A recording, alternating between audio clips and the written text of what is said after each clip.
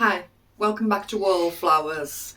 So today I'm going to recan some liquid cheese. So basically I've bought this for just £1 in one of the food initiatives, and as you can see it's garlic and herb liquid cheese, and basically it's what they use at Domino's Pizza.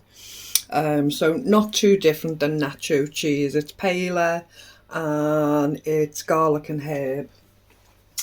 So I'm taking the 4 ounce jars, and they don't have canning lids, they have the cap lids. And I'm just doing the 4 ounce jars because that's plenty for Mr. Wallflowers and I. So we could either just use it as a pizza topping, we could mix it with pasta, or just some nice garlic and herb cheese bread. So all as I'm doing is taking 2 spoons, and I think I've worked out it takes about 3 lots to fill a jar. As I say, they're only the 4 ounce jars. And with it being so sticky, the issue with this is the air bubbles for me.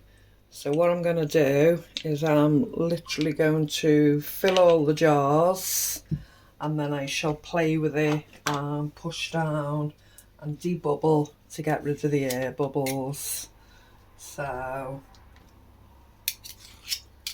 if you just bear with me, I'll go ahead, I'll fill all these jars and debubble, and we'll get ready for doing the canning process. Didn't take me long to start doing the Rebel cannon, did it? There's lots of the USDA recipes that I will follow, but things like this, a bulk buy for me to can off and put it in portion sizes for us to use, is an absolute godsend, and will save us a fortune and give us some nice tasty food and snacks when we need them. So yeah, be back in a minute.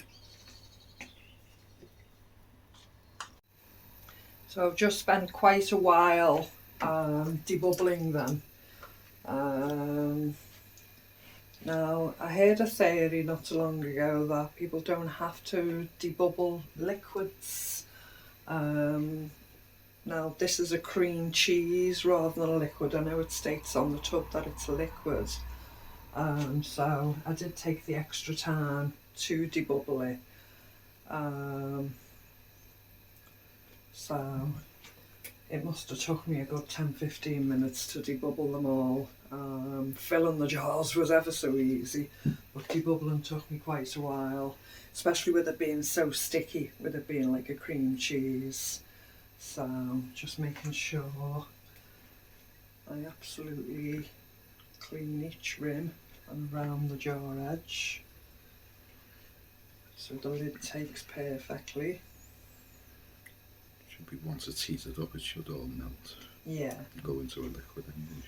Now I have watched other people do this, and I'm going to actually pressure can it, so it should be stable on the shelf for quite a while, at least 3 years. Not that it'll last 3 years because we'll probably use it. What was left in the tub we've actually scraped out, so we're going to actually have some garlic bread with our evening meal tonight. So that'll go in the oven in a moment. Which will be really tasty. Okay, so I'll just finish cleaning these rims, put the caps on and get the canner ready. So I do believe, because these are cold, the water's cold, the lids are cold, the jars are cold, the product's cold, everything's cold, cold, cold. So that's how we'll do it. So I actually had the bottom of my water canner that I've had for quite a while, so I can use that as a second tier for the rest of the jars.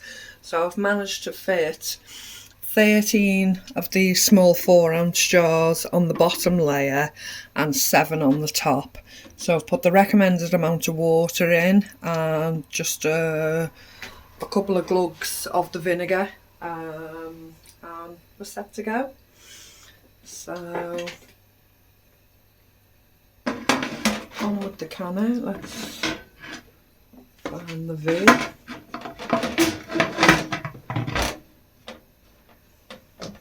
Oh, how simple it is when you get used to it. Right.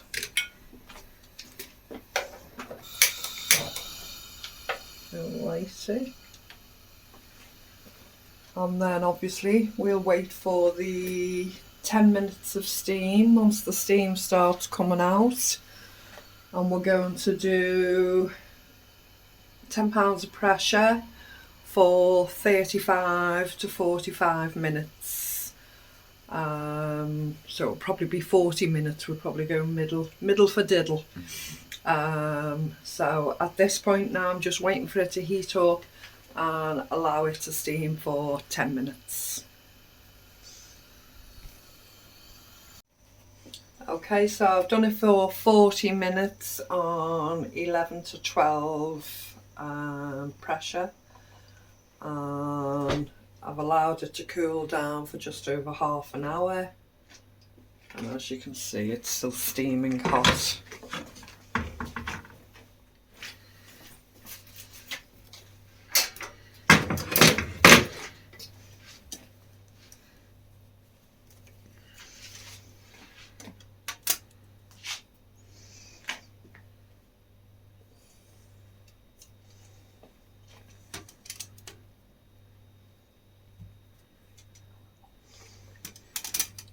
So at least one has leaked inside the water, so I'll see that when I get further in.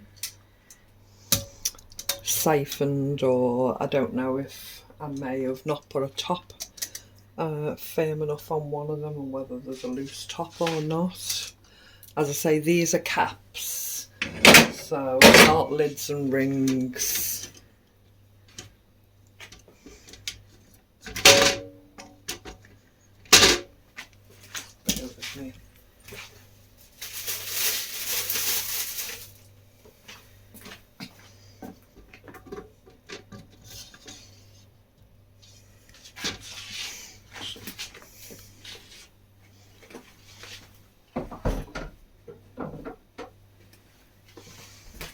So this water looks really murky, so It smells like cheese. be alright if I add the jar lifter the right way up. Don't drop them.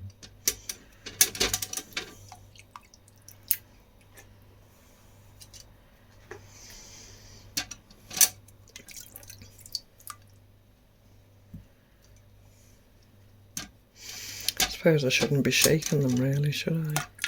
Yeah, it sounds like it's a bit loose. Yeah. Should get the jar.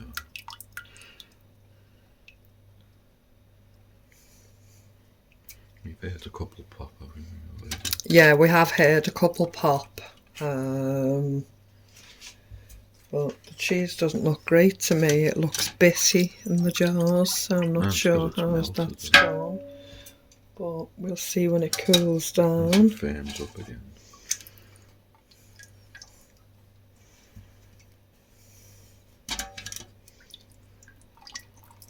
See, that siphoned, so that's what's in the things. That's a siphoned one. And the lid just lifted off as I put it down, so I think that's the siphoned one that's in the water.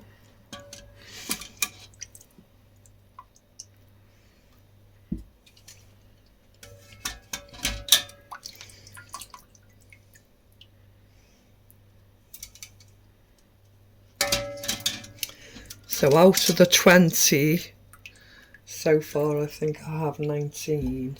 I think that other one had a bit of a loose lid as well, didn't it? So First one, might so it be might be 18. 18. Not bad. Not bad at all. Bit of a messy water there. Have you seen in the water? But that'll be no problem cleaning out. Smells of cheese. One with a lid that's come off, so you can just see that lid and half the jar siphoned. But the rest look okay. I'm not going to mess with them. I'm not going to do anything with them. I'm just going to leave them to cool down. And I can still see them bubbling in the jars. Okay, I'll let you know on the community page how that goes. Once I've given them a good cooling.